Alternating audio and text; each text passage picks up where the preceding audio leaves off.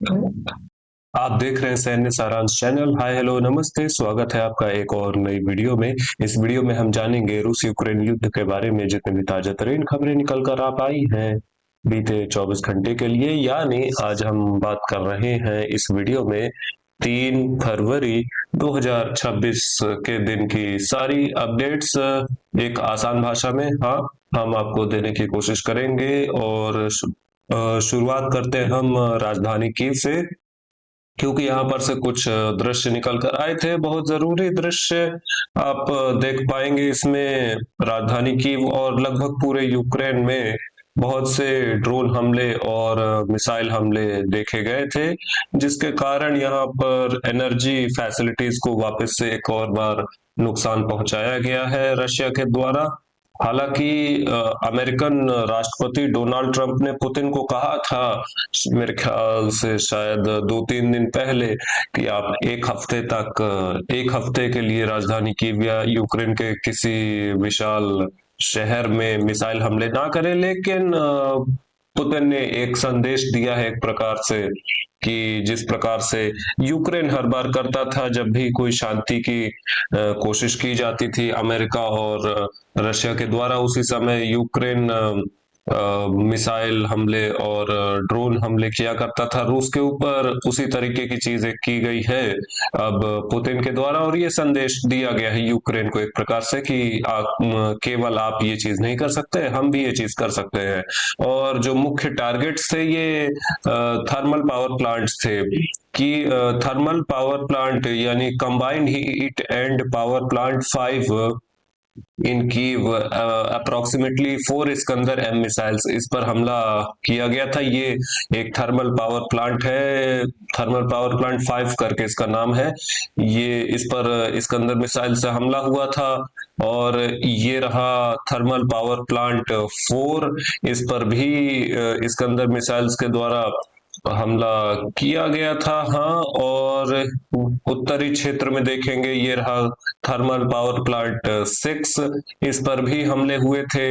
और एक दो और मिलेंगे, कुल 6 इस तरीके के देखने को मिलते हैं। ये रहा एक और, जैसे कि ये थर्मल पावर प्लांट 3 है, हाँ, CHP3 combined heat and power plant 3, इस पर भी ड्रोन हमले और मिसाइल हमले देखने को मिले थे। यहाँ पर देखें कि रूट्स किस प्रकार से देखने को मिलते हैं। तो ये एक फोटो या कहें एक पिक्चर अपने आप में ज्यादातर चीजें समझाने के लिए सक्षम है। इसमें आप देख सकेंगे राजधानी कीव के आसपास बहुत सारे हमले किए गए थे। पश्चिमी यूक्रेन में कुछ हमले किए गए थे, ओडेसा के आसपास कुछ हमले किए गए थे, और बाकी निप्रो शहर के आसपास, जापोरिजिया शहर के आसपास, खार्किव शहर के आसपास, सुमी शहर के आसपास, चेरनीहिव शहर के आसपास हमले देखने को मिले थे। और रिपोर्ट अगर देखें कि कितनी रिपोर्ट है, तो कुल संख्या 521 यानी 521 की है, जिसमें से कि 450 ड्रोन रूस के द्वारा उपयोग किए गए थे हमले करने के लिए। 4 जिरकॉन हाइपरसोनिक मिसाइल्स उपयोग की गई थी। इसमें खास बात ये देखिए, यूक्रेन का कहना है कि इन्होंने 4 में से 4 जिरकॉन हाइपरसोनिक मिसाइल्स मार गिरा ली है। इस बात पर कितना विश्वास करना है, ये फैसला मैं आपके ऊपर छोड़ता हूँ। इसके साथ 32 यानी 32 इस्कंदर एम बैलिस्टिक मिसाइल्स का उपयोग किया गया था रूस के द्वारा। 7 X-22 या कहें X-32, जो कि X-22 का अपग्रेडेड वर्जन कहा जाता है, ये क्रूज मिसाइल्स उपयोग की गई थी। 28 की संख्या में X-101 या कहें खा 101 क्रूज मिसाइल्स उपयोग की गई थी। और ये तो हमने देख ली रिपोर्ट। इसके बाद ड्रोन, हाँ, रॉकेट अटैक्स इन कीव रीजन, शायद मुझे कुछ एक आध वीडियो मिल जाए यहाँ पर अगर देखने की कोशिश करें। अभी हमने कुछ कंसिक्वेंसेस तो देखे थे थर्मल पावर प्लांट में हमलों के बाद, किस तरीके से तबाही देखने को मिली थी। और आसमान में ये कुछ दृश्य भी देखने को मिले थे जब मिसाइल्स यहाँ से गुजरे थे, किस प्रकार से दृश्य देखने को मिले थे। ये पावर आउटेजेस तो इसके कारण हुए ही थे, बिजली नहीं आ पा रही थी, और बहुत से सबस्टेशंस पूरे यूक्रेन में, राजधानी कीव के अलावा जहां जहां हमले हुए हैं, यहाँ पर पावर सबस्टेशंस पर हमले हुए। और एक जरूरी खबर, 2.4 मिलियन पीपल 24 लाख लगभग यंग लोग, यानी 24 साल या इससे कम के 24 लाख लोग लगभग देश छोड़कर भाग चुके हैं। ये एक बहुत भारी नुकसान है यूक्रेन के लिए, क्योंकि यूक्रेन की कुल आबादी ही आज की डेट में 2.5 करोड़ शायद होगी। हाँ, और 2.5 करोड़ यानी 2.5 करोड़ की आबादी वाले यूक्रेन में अगर 24 लाख लोग छोड़ के चले जाए देश, तो ये 8-10% कुछ हो जाता है। कुल आबादी का 10% लगभग ये एक संख्या निकल कर आ जाती है। ये एक बहुत बहुत भारी नुकसान है। हम और आप जितना अनुमान लगा सकते हैं, ये उससे बहुत ज्यादा भारी नुकसान है, क्योंकि एक तो 10% आबादी हो जाती है लगभग आज की डेट में यूक्रेन की। और दूसरी बात, ये बूढ़े लोग नहीं हैं, ये कोई 60 साल से बड़े लोग नहीं हैं। ये वो लोग हैं जो कि यूक्रेन का भविष्य है और थे। ये 24 साल या इससे कम के लोग थे। और ये एक बहुत ज्यादा चिंता वाली बात है एक्चुअली में, क्योंकि इसी कारण से हमें प्रोटेस्ट देखने को नहीं मिलते यूक्रेन में। क्यों बहुत लार्ज स्केल प्रोटेस्ट नहीं होते? प्रोटेस्ट इसलिए नहीं होते, विरोध प्रदर्शन बहुत बड़े स्तर पर इसलिए नहीं होते, क्योंकि जो विरोध करने वाले लोग हैं, या तो वो सेना में युद्ध लड़ रहे हैं या फिर वो देश छोड़कर भाग चुके हैं। इस कारण से रोड पर विरोध करने के लिए कोई यंग पीपल 24 साल 26 साल या 22 साल 20 साल के लोग हैं ही नहीं यूक्रेन में। ना के बराबर लोग हैं। नाटो सेक्रेटरी जनरल मार्क रूटे यहाँ पर आएंगे कल, और इनकी मुलाकात होगी जेलेंस्की से। जेलेंस्की ने कहा था कि रशिया ने सीज फायर का वॉयलेशन किया है, तोड़ा है सीज फायर, और इसके लिए रशिया को दंड मिलना चाहिए। There should be consequences. हालांकि यूक्रेन रशिया को क्या दंड देगा ये तो इन्होंने नहीं बताया, या फिर अमेरिका अगर इनके देना चाहे तो क्या दंड देगा ये भी इन्होंने नहीं बताया। द वॉर मस्ट एंड, इनकी टोन चेंज हो चुकी है। पहले एक समय कभी ये कहा करते थे कि व्लादिमीर पुतिन के साथ कोई बातचीत नहीं होगी, अब ये बार बार कहते हैं कि द वॉर मस्ट एंड। हालांकि ये भी इनका एक गेम है, क्योंकि अमेरिका को ये बहुत ज्यादा नाराज नहीं करना चाहते हैं। ट्रंप शांति लाने की सो कॉल्ड कोशिशें कर रहे हैं, और ट्रंप को ये नाराज नहीं करना चाहते। इन्होंने तो बताया था कि एनर्जी सीज फायर जो था, अनऑफिशियल तौर पे जो एनर्जी सीज फायर एग्जिस्ट करता था यूक्रेन और रशिया के बीच में, ये तोड़ा है रशिया ने। Peace agreement, the West has agreed on a multi layered support plan for the Ukraine peace agreement. इस तहत हाँ, NATO secretary general Mark Rutte ने बताया था कि यहाँ पर बहुत तरीके से प्लान एग्री हुआ है। बहुत सारी बातें इनके अनुसार थी कि शांति स्थापित होने के बाद, यानी पीस एग्रीमेंट होने के बाद, नाटो की फोर्सेस, यानी कहे यूरोपियाई देशों की फोर्सेस या अमेरिकन फोर्सेस, जो भी है, अमेरिकन फोर्सेस तो मेरे ख्याल से शायद ना ही आए, लेकिन यूरोपियाई forces as peace keeping forces Ukraine में डिप्लॉय होंगी, और नाटो के जेट्स, यूरोपियाई देशों के फाइटर जेट्स, यूरोपियाई देशों की नेवी ब्लैक सी में डिप्लॉय होगी शांति को बनाए रखने के लिए। और अगर रूस ये जो पीस एग्रीमेंट है इसको तोड़ता है, यूक्रेन पर फिर से हमला करता है, तो इसका उत्तर दिया जाएगा यूरोपियाई देशों और अमेरिका के द्वारा। बहुत सी बातें हैं, आप चाहे तो इसका स्क्रीनशॉट ले सकते हैं, लेकिन इन बातों में कोई सच्चाई है नहीं, क्योंकि ये जो पीस एग्रीमेंट है, सो कॉल्ड पीस एग्रीमेंट, ये होने ही नहीं वाला है।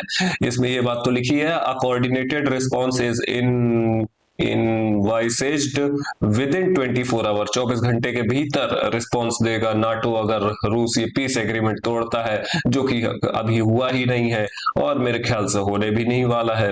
एनर्जी ऑब्जेक्ट अटैक्ड, ये देखिए कीव के आसपास 750 केवी के इलेक्ट्रिक सबस्टेशन पर जिरकॉन हाइपरसोनिक मिसाइल्स के द्वारा हमला किया गया था। इसी तरीके से एक और थर्मल पावर प्लांट पर हमले किए गए थे। 6 X-32 मिसाइल्स और 6 X-101 मिसाइल के द्वारा पश्चिमी यूक्रेन से देखें तो 330 केवी के इलेक्ट्रिक सबस्टेशन पर हमला किया गया था। और एक जगह और देखे तो हाँ, एक और 330 केवी के बिजली सबस्टेशन पर हमला हुआ था। निप्रो शहर की ओर देखे, अगर कुछ देखने की कोशिश करते हैं तो यहाँ पर लार्ज स्केल फायर्स देखने को मिली थी। यहाँ पर भी इंडस्ट्रियल इलाके हैं, ये आप देख सकते हैं। ये इंडस्ट्रियल इलाके जो हैं निप्रो शहर के, यहाँ पर हमले देखने को मिले थे। थोड़ा सा जूम इन करने की मैं कोशिश करूंगा, यहाँ पर देखने की मैं कोशिश करूंगा। पावर स्टेशन, हाँ ये देखिए, ये भी थर्मल पावर प्लांट है जो कि बिजली का उत्पादन करता है। निप्रो शहर में है ये। यहाँ पर से ये दृश्य निकल कर आए थे, एक बार और दिखाता हूँ। ये देखिए, ये दृश्य देखे गए थे रात के समय। ये तो समरी हो गई यहाँ के हमलों की। राजधानी मॉस्को से मैं पढ़ लेता हूँ जल्दी जल्दी कुछ खबरें, उसके बाद फ्रंट लाइन की ओर हम चलते हैं। देखें तो फॉरेन मिनिस्ट्री की ओर से स्टेटमेंट निकल कर आए थे कि जून 2025 से लेकर अभी तक 12,000 से ज्यादा यूक्रेनियन सैनिकों की लाशें सौंप दी गई हैं यूक्रेन को, और 200 से ज्यादा रूसी सैनिकों की लाशें ली गई हैं यूक्रेन से, रूस को प्राप्त हुई है। और ये हाँ, एक जरूरी इंफॉर्मेशन थी, क्योंकि जो लॉसेस देखने को मिलते हैं ये अभी भी यूक्रेन की साइड से बहुत ज्यादा देखने को मिलते हैं। फ्रांस अफ्रीका के बहुत सारे देशों में सैन्य तख्तापलट, या कहें सैन्य तख्तापलट नहीं, सामान्य तख्ता पलट की कोशिश करता है, क्योंकि फ्रांस का एक बहुत भारी इंटरेस्ट देखने को मिलता है अफ्रीका के साहिल देशों में। साहिल यानी उत्तरी अफ्रीका, जैसा कि मैं दिखाऊं। साहिल से मेरा मतलब है Mauritania, Senegal, Mali, Burkina Faso, Niger, Chad, Nigeria, इन सब देशों में टोगो, ये सारे जितने देश है, घाना, ये सब साहेल कहलाते हैं। सूडान हो गया, south Sudan, central African Republic, ये सब साहेल इनको कहा जाता है। यानी उत्तरी अफ्रीका में फ्रांस की बहुत ज्यादा एक तरीके से पकड़ देखने को मिलती थी एक समय कभी, आजकल तो बहुत कमजोर हो गई है, जिसको कि वापस से ठीक करना चाहता है फ्रांस। हाँ, रूस से एक जरूरी खबर। यहाँ पर खबर यह है कि ऑयल एक्सपोर्ट तो होते हैं भारत को अभी भी। आपको पता होगा अमेरिका से भारत की भी एक डील हुई है। जैसे कि यूरोपियन यूनियन से तो बहुत भारी डील हुई थी, फ्री ट्रेड एग्रीमेंट हुआ था। फ्री ट्रेड एग्रीमेंट अमेरिका से तो नहीं हुआ, लेकिन उससे मिलता जुलता कुछ कह सकते हैं कि एक बहुत अच्छी डील भारत को मिली है, जिससे कि अमेरिकन सामान भारत में बहुत सस्ते हो जाएंगे। अमेरिकन सामानों पर जो टैरिफ लगता है इसमें छूट देगी सरकार, जिससे कि अमेरिकन सामान बहुत सस्ते हो जाएंगे। इसका फायदा ये होगा कि चीन के जो सामान है, चाइना के सामानों पर हमारी जो बहुत ज्यादा एक आदत सी हो गई थी, इससे थोड़ी हमें छूट मिलेगी, ऑप्शंस बढ़ेंगे। चीन से थोड़ा सा दूर जाना चाहता है भारत, और सरकार इसीलिए अमेरिकन सामानों को सस्ता करेगी। दूसरी तरफ अमेरिका भी जो टैरिफ्स है इनको कम करके मेरे ख्याल से 18% पर ले आ रहा है। और अमेरिका ने ये क्लेम किया, ट्रंप ने क्लेम किया कि सामान का लेन देन तो ज्यादा होगा ही, अमेरिका भी जो टैरिफ्स है भारतीय सामानों पर कम करेगा। यानी अमेरिका में भारतीय सामान सस्ते हो जाएंगे और भारत में अमेरिकी सामान सस्ते हो जाएंगे। लेकिन एक जरूरी बात कि ट्रंप ने क्लेम किया कि भारत रूस से कच्चा तेल नहीं खरीदेगा। ये ऑफिशियली होगा, लेकिन अनऑफिशियली तब भी खरीदता ही रहेगा। ऐसा इसलिए क्योंकि ये रिपोर्ट देखिए, 2026 की शुरुआत से आप देखेंगे ये जो येलो रंग में, जो पीले रंग में रेखा दिख रही है, ये बहुत ज्यादा बढ़ गई है। हालांकि जो पिंक कलर दिख रहा है, ये भारत का शेयर है। कितना कच्चा तेल भारत खरीदता है रूस से, देखिए पिंक कलर में भारत है, ब्लैक कलर में चाइना है, और बाकी कुछ छोटे मोटे देश। लेकिन 2026 की शुरुआत से ये जो पीला रंग है, ये अनआइडेंटिफाइड रीजन है, अननोन एशिया। ये एशिया में जगह है लेकिन ये पहचानी नहीं गई है। ये कौन सी जगह है? ये भारत ही है। मोस्ट प्रोबेबली इसमें 90% जो जो डेस्टिनेशन है ये भारत है। कहने का मतलब कि अब भारत चोरी छिपे बैक चैनल्स के थ्रू रूस से कच्चा तेल खरीद रहा है। ऑफिशियली सरकार ये कहती है कि हम अब रूस से कच्चा तेल नहीं खरीदेंगे, या ऐसा ट्रंप भी कहते हैं, मानते भी है, लेकिन चोरी छिपे 3 नंबरी रास्तों के द्वारा भारत अभी भी रूस से कच्चा तेल खरीदता है और खरीदता भी रहेगा, क्योंकि फायदा है भारत का निश्चित तौर पर इससे। 4 फरवरी 5 फरवरी को Abu Dhabi United Arab Emirates में बातचीत होने वाली है वापस से रशिया और यूक्रेन और अमेरिका के बीच में, लेकिन उससे पहले ही रशिया ने इतने हमले कर दिए कि यहाँ पर अब बातचीत का कोई ज्यादा मतलब निकला नहीं। अगर सूत्रों की माने तो नॉर्थ ग्रुप ऑफ फोर्सेस की एरिया ऑफ रिस्पॉन्सिबिलिटी में कुछ इस प्रकार से हमले किए जा रहे हैं रूसी सेना के द्वारा।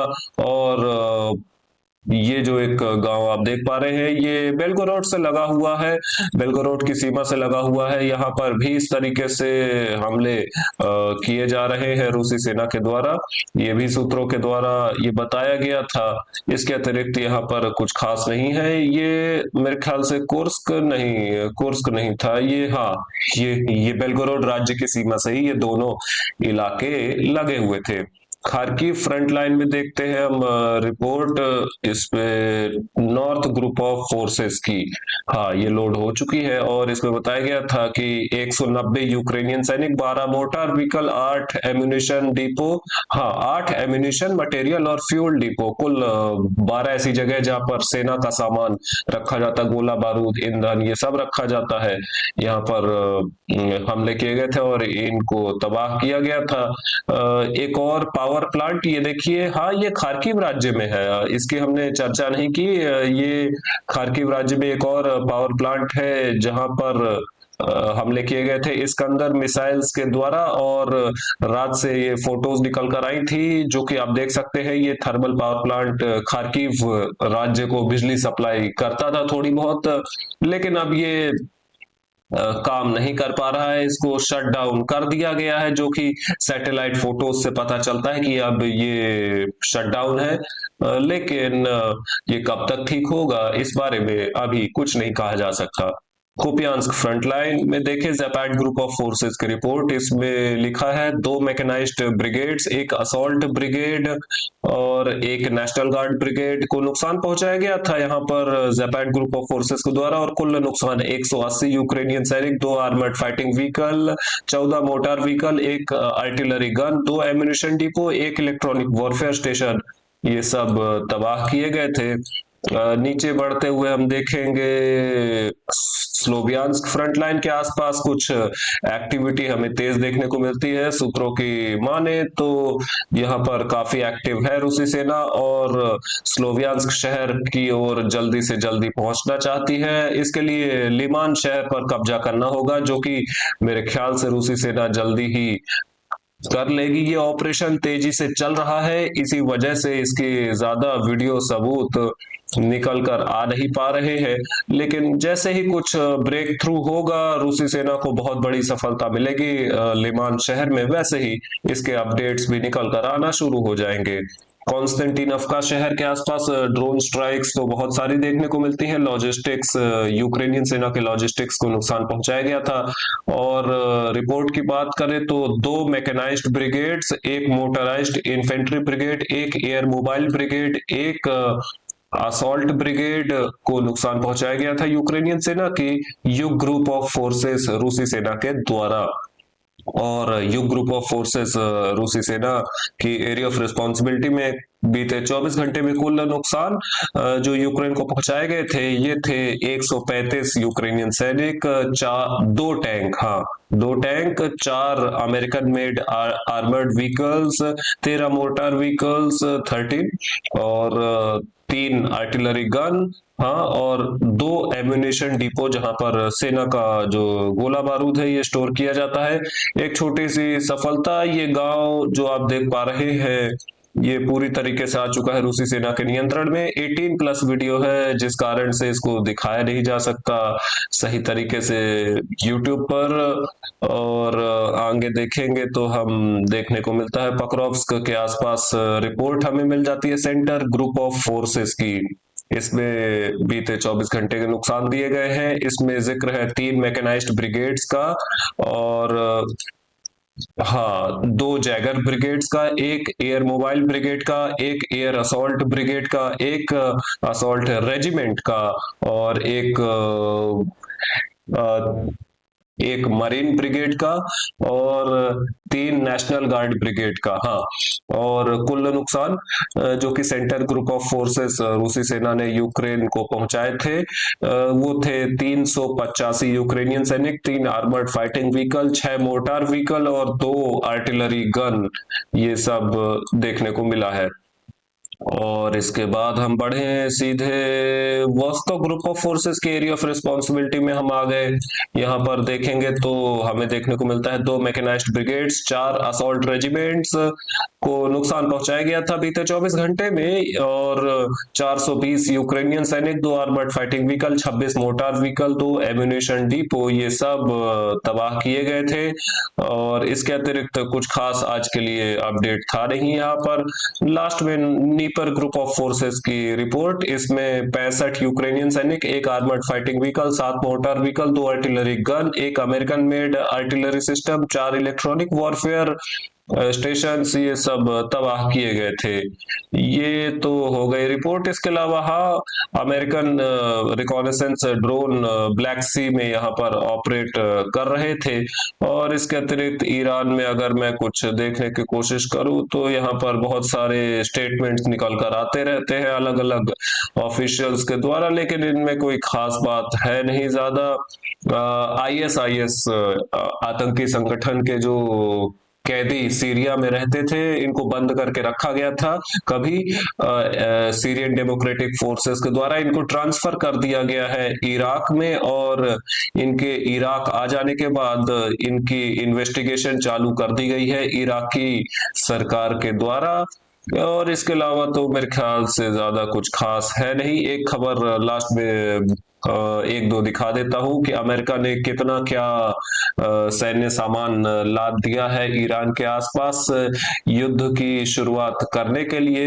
आप देख पाएंगे कि F-35 यहाँ पर है, EA-18G करके यहाँ पर जेट्स तैनात किए गए हैं, और बहुत सारे शिप्स है। ये आप देखिए अलग अलग क्लास के ये सारे शिप्स देखने को मिलते हैं। बहुत सारे मिसाइल्स प्रकार प्रकार के देखने को मिलते हैं। एयरक्राफ्ट कैरियर अब्राहम लिंकन भी यहाँ पर डिप्लॉय किया गया है।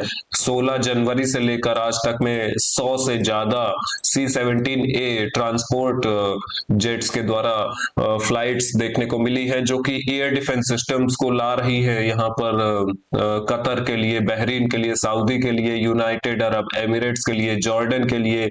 इस इलाके में जितने भी देश पड़ते हैं यहाँ पर एयर डिफेंस सिस्टम को मजबूत कर रहा है अमेरिका। और यहीं पर चाइनीज शिप्स भी पहुंच चुके हैं। चाइना के जो सो कॉल्ड यहाँ पर साइंटिफिक रिसर्च करने वाले जो शिप्स है, ये अब्राहम लिंकन एयरक्राफ्ट कैरियर के आसपास ये घूम रहे हैं और जानकारियां इकट्ठी कर रहे हैं, और निश्चित तौर पर ये जानकारियां चाइना को भेजी जा रही है, और उस चाइना के द्वारा ईरान को भेजी जा रही है। इस वीडियो के लिए इतना ही। लाइक करें, सब्सक्राइब करें, शेयर करना मत भूलिएगा। ऐसे इन्फॉर्मेटिव वीडियोस रोजाना देखने के लिए। Have a good day, bye bye.